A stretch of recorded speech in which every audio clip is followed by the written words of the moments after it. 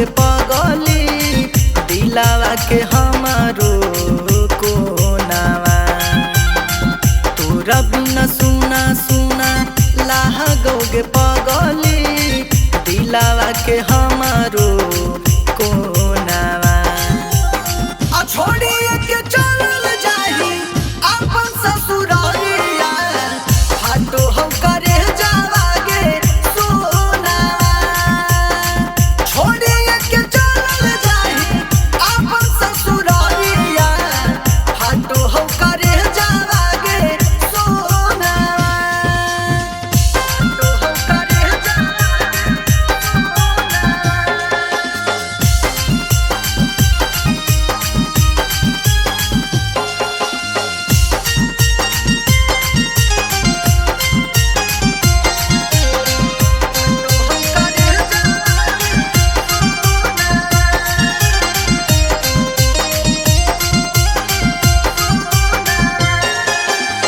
संगे मिलके खैले रहनी किरिया कसम गे अब काहे देबो हखी गम गे। तोरा से बिछाड़ के ना अजी पैब पगली मर जइबो साचो हम गे। संगे मिलके खैले रहनी किरिया कसम गे अब काहे देबो हखी गम गे। तोरा से बिछाड़ के ना अजी पैब पगली मर जइबो साचो हम गे।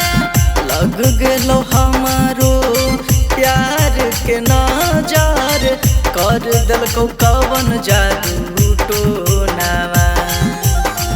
छोड़िए के चलल जाही अपन ससुरालिया हाटो हम करे जावागे सोनावा। छोड़िए के चलल जाही अपन ससुरालिया हाटो हम करे जावागे सोनावा।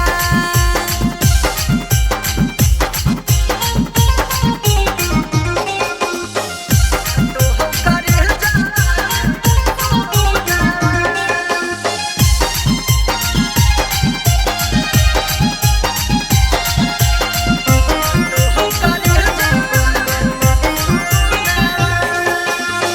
हमरा में रहो कवन कहानी गे पगली छोड़िए के कहीने वीरान गे।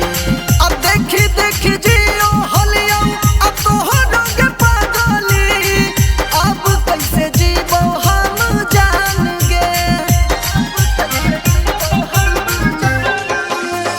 हमरा में रहो कवन कहानी गे पगली छोड़िए के कहीने वीरान गे।